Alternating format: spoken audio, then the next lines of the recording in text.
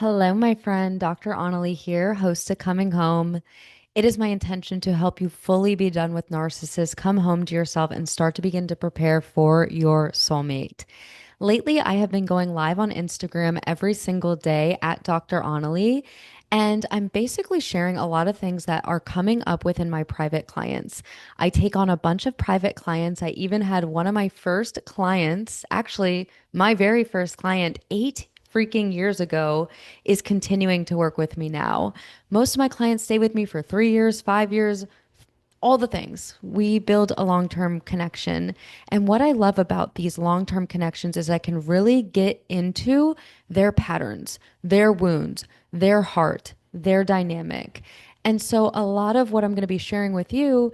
It's what I would be sharing to a private client. And especially if I see it come up in multiple private clients, I know definitely my audience is going to like this. And so the other day on a call, this topic around the red flags are never going anywhere came to the surface. When you are dealing with a narcissist or an avoidant, or at the very least, an unhealthy person or somebody who's not right for you, the red flags are never going to stop. You are always, always, always going to keep getting confirmation and signs and indications and circumstances that somebody is not right for you. And so this is good news because you don't have to then worry so much about getting into a narcissistic or an avoidant relationship again. If you took inventory of your previous relationship and you looked at how you ignored the red flags, when you can see your pattern and your part in ignoring the red flags, rationalizing them, justifying them, giving them the benefit of the doubt, talking yourself out of it, gaslighting yourself, desensitizing them, when you can see, wow, the red flags were there and there were multiple ones, and I kept dismissing, dismissing, dismissing. It said, do not swim in the shark infested water. And what did I do? I swam and I got bit and I got hurt. And so moving forward, you can start to begin to trust that if a relationship is incorrect for you, just like all the previous times, the red flags are there and they're going to keep being there. And so it is then our job to really commit to ourselves that we are not going to keep overriding the red flags. We are going to believe in abundance. That if this person is not correct for us, even though we might have a crush and we might have some chemistry and some compatibility, that does not mean, especially in the beginning, before you're even in a relationship, that we have to hang on for dear life. I know for me, a lot of my patterns have been when the red flags are there, I give them the benefit of the doubt. I give them an excuse. I rationalize it. I tell myself it's not that big of a deal or it's okay or maybe I'm being too sensitive. And my biggest one, which always got me in trouble, was nobody's perfect. I'm expecting excellence and perfection. No. When you're with the wrong person, you are going to know. And one other way that I really knew I was with the wrong person in previous relationships was I constantly had to keep asking God, God, is this my person? Are they the one? What would you have me do? I had to overly and overly and overly ask. Think about if you were ever in love when you were in high school or college or even middle school. Were you having to think so hard if you like this person or not, if this person's for you or not, or were you just in love and happy? That's how it gets to be as adults and with the person we're meant to be with. So if we overly have to question, there's something there. Again, when we're talking about relationships, there is no black or white rules. So I just share my experience of what's worked for me, what's not worked for me, and working with thousands of clients over the past 8 years, I share some main principles. But at the end of the day, please take this with a grain of salt. Use discernment, figure out what works for you, what doesn't work for you.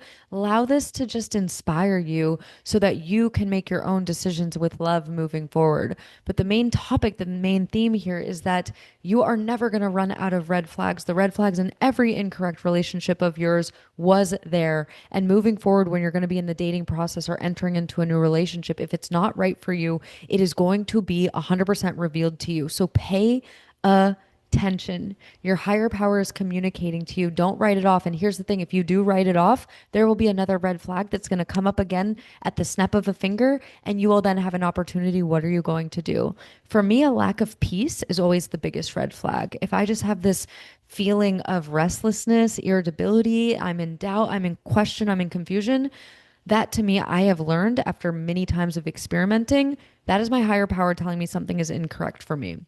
So that is a trust that I have built with God in my experience. And so you might start to have other things that you realize are indications that something is not right for you. And you'll be able to, in a quicker fashion, be able to get there where you finally let them go.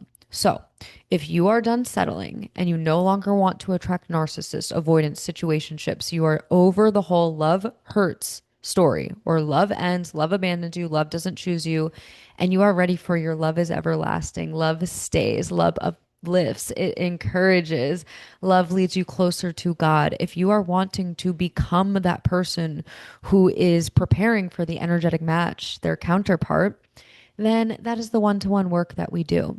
You can book a 30-minute call with me. You could do the 6 session package with me, 6 30-minute healing sessions that you can use within 6 months. Or you could go all in and you can do my 6 week signature offer, which is where most of my private clients that are still with me, they started with this offer. You do a weekly call with me for accountability. We go through the No More Narcissist program and steps together.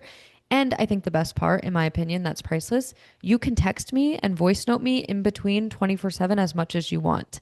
I get back to you in the business hours, but this is so you can integrate and embody. And as you go through our coaching calls in the program, when things come up, we can go ahead and address it. And I can basically be your coach, your support on speed dial. And I love to do that. So, if any of those things interest you, go ahead and check the show notes below. Make sure to head over to Instagram if you want to watch some stories, some reels, some lives, all the things. And let me know how this episode resonated with you. And if you implemented or took action or you had a shift, you had a breakthrough, celebrate with me on Instagram, DM me, and I would love to see your wins. I hope you have an amazing rest of your day, rest of your night, and I would hope that we can get the opportunity to actually do some private work together. I'll talk to you soon.